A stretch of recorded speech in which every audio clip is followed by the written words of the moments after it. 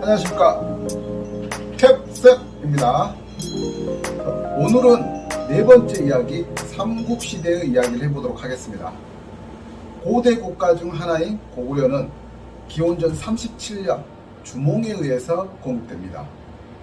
주몽은 부여에서 도망나와 남쪽으로 내려오게 되죠. 그리고 도착한 곳은 압록강 부근 절본이라는 곳에 자리를 잡습니다. 그 자리에 나라를 세우는데 그 나라 이름이 고구려라고 합니다.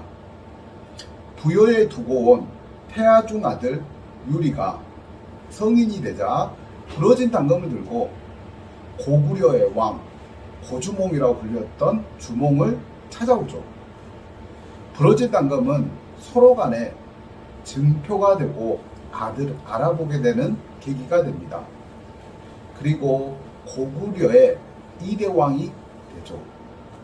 졸본에 지내며 주몽과 소손호 사이에는 아들이 2명이 있습니다. 바로 비류와 원조이죠. 비류와 원조는 유리에게 왕의 자리를 넘어갈 것을 알고 아버지가 그랬던 것처럼 아버지와 함께 남쪽으로 향하게 됩니다. 비류 원조는 남쪽으로 내려와 자리를 잡았는데 형은 지금의 인천 지역 바닷물이 자주 범람하는 농사가 미추홀이라고 합니다. 그에 비해 넓은 평야와 한강이 있는 곳에 위례성의 원조는 자리를 잡죠. 비류는 오래 버티지 못하고 죽으면서 비류와 함께 남아있던 무리들이 원조와 합류하게 됩니다. 그래서 처음에는 십제라고 이름을 짓고 나라가 커지자 백제라고 이름을 고치게 되는 것입니다. 여러분이 알고 있는 백제의 시작이 되겠습니다. 그럼 고구려의 이야기를 계속해 보도록 하겠습니다. 태조왕은 나라의 기틀을 다지고 고국천왕 때 을파소라는 관리를 통해 진대법을 실행하죠. 진대법은 백성들에게 쌀과 돈을 빌려주고 추수절인 가을에 갖게 하는 빈민구율제도입니다. 고구려는 기틀을 다져가는 중 위험한 순간을 맞이하게 되는데 그게 바로 백제의 공격으로 고구원왕이 전사하게 되는 거죠. 여러분 장기놀이 아시죠? 왕만 포위하면 끝나는 게임이죠. 바로 고대 국가는 장기판과 같습니다. 많은 군대가 남아있다고 해도 왕이 죽으면 나라가 망할 수도 있습니다. 하지만 여러분은 아시죠? 고구려는 700년을 이어간다는 것을. 고국 원왕은 죽고 위축되어 있으나 바로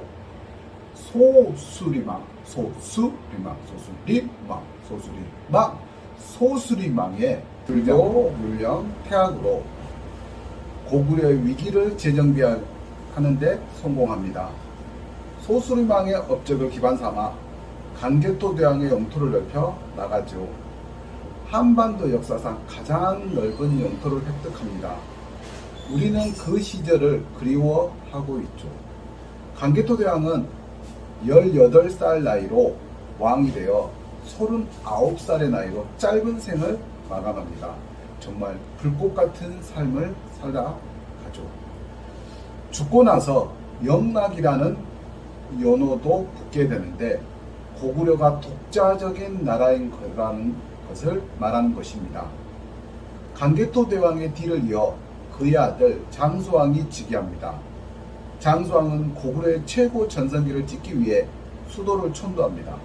남쪽에 있는 백제와 신라를 밀어내고 한반도를 전부 통치하겠다는 야욕을 드러냅니다. 장수왕은 먼저 백제를 공격해 고국 원왕의 복수라도 하듯이 백제의 계로왕을 한성에서 전사시킵니다. 이제는 당연히 백제의 위기가 예상되죠. 장수왕은 남쪽으로 밀고 내려옵니다. 백제와 신라는 위기에 놓이게 되죠. 그렇다면 그냥 백제와 신라는 당하고만 있을까요? 위기를 느낀 백제와 신라는 서로 동맹을 맺고 고구려에게 저항합니다. 일시적으로 한강을 되찾게 되었습니다. 장수왕은 이름에서도 알 수 있듯이 97세까지 오래 살았다고 합니다. 왜 장수왕인지 아시겠죠? 장수왕이 죽고 나면 고구려는 조금씩 약해져 갑니다. 그리고 마침내 중국 수나라가 본격적으로 공격에 들어옵니다. 수나라는 을지문덕 장군이 살수해서 잘 막아냈습니다. 하지만 고구려 내분에 의해 영계소문의 권력을 잡고 외부에서는 당나라가 쳐들어오게 됩니다. 당나라의 침략을 잘 막아냈었던 전투 안시섬 아시죠? 영계소문은 대망리지의 권력을 얻게 됩니다. 하지만 영계소문이 죽고 아들들에 의해서 아버지의 자리 다툼으로 고구려는 나당 동맹에게 평양성을 내어주어야 했습니다. 오장왕은 항복하였고 고구려는 역사에 사라지는 것 같았지만 고구려 계통의 사람들이 새로운 나라를 세우게 됩니다. 그게 바로 발해와 고려가 되겠습니다. 오늘은 고구려의 흥망성쇠 이야기를 해보았습니다. 다음에는 백제를 이야기해 보도록 하겠습니다. 지금까지 캡셋이었습니다. 감사합니다.